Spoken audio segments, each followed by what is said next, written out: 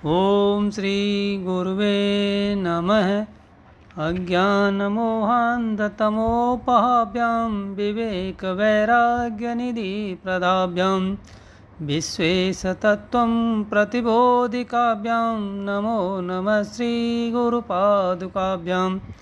ओम शांति शांति शांति।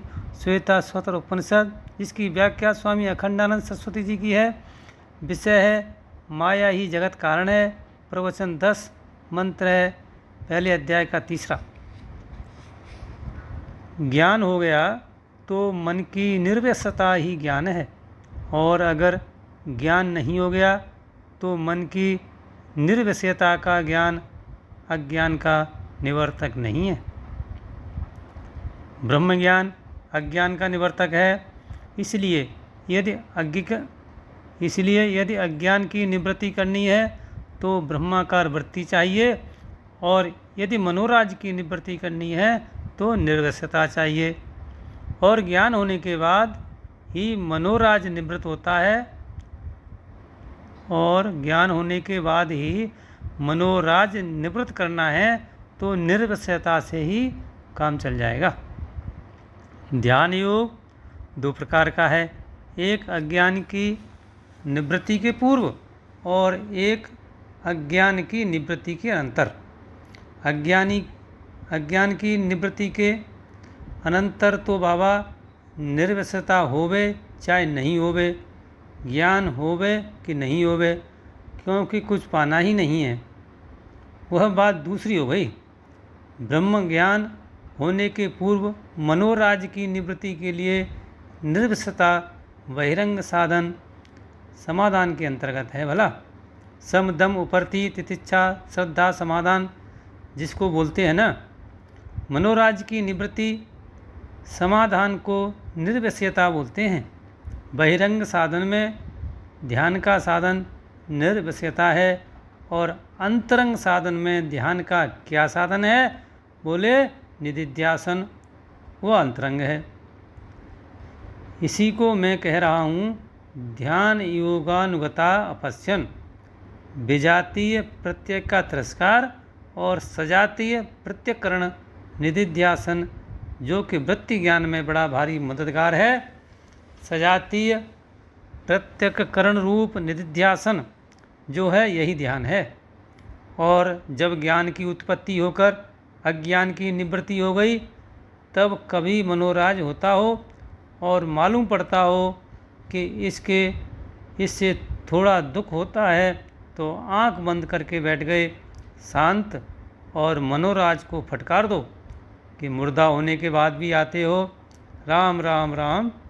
एक बार फटकार दिया कि मरने के बाद भी तुम भूत बनकर आते हो। ब्रह्म ज्ञान के बाद तो संपूर्ण विषय मरे हुए हैं ना, मरे हुए हैं। अरे मुर्दा होने के बाद भी तुम आते हो, जहाँ उनको मुर्दा कहा कि वे भाग गए, और फिर तो निर्विषयता ही निर्विषयता है। अब महात्माओं ने कैसे दर्शन किया ये बताते हैं। देवात्मशक्तिम सुगुणैर्निर्गुणाम देवात्मशक्तिम अपश्यन। यह देवात्मशक्ति शब्द तो समझो 3 शब्दों का मेल है, एक देव, एक आत्मा, एक शक्ति। देव माने ईश्वर, और आत्मा माने जीव, और शक्ति माने प्रकृति। ये तीनों जिसमें अध्यस्त हैं, उस परमात्मा को उन्होंने देखा, माने परमात्मा का उन्हें ज्ञान हुआ। तम प्रभो अपश्यन, उन परमात्मा का दर्शन किया जिसमें समष्टि उपाधि से ईश्वर, वृष्टि की उपाधि से जीव, और उपाधि के बीज रूप से प्रकृति तीनों अध्यस्त हैं। उपाधि रूप से प्रकृति, व्यष्टि रूप उपाधि से जीव, और समष्टि उपाधि से ईश्वर। इनके विवेक में कोई उपहित को मानते हैं, कोई अवच्छिन्न को मानते हैं, कोई बिंब को मानते हैं, कोई प्रतिबिंब को मानते हैं, कोई आभास को मानते हैं। यह मतवाद जो है वह वेदांत में भिन्न भिन्न दृष्टि से एक ही तत्व को समझाने के लिए है, परंतु उनका मतवाद से कोई संबंध नहीं है। तो ऐसे उस परमात्मा का दर्शन हुआ। अथवा देवा आत्मशक्तिम इसमें व्याकरण की रीति से संधि ऐसी नहीं होनी चाहिए, पर वेद में लौकिक व्याकरण के नियम नहीं चलते हैं। इसलिए ते ध्यान योगानुगता देवात्म शक्तिम अपश्यन, इसका अर्थ है कि जब वे ध्यान करने लगे तब वे मनुष्य से देवता हो गए। दिव्य शक्ति का उदय करके उनके अंदर हुआ, और दिव्य शक्ति का जब उदय हुआ तब उन्होंने आत्मशक्ति, आत्मा की जो शक्ति है, परमात्मा में जो शक्ति है, उसका दर्शन किया। ओम शांति शांति शांति।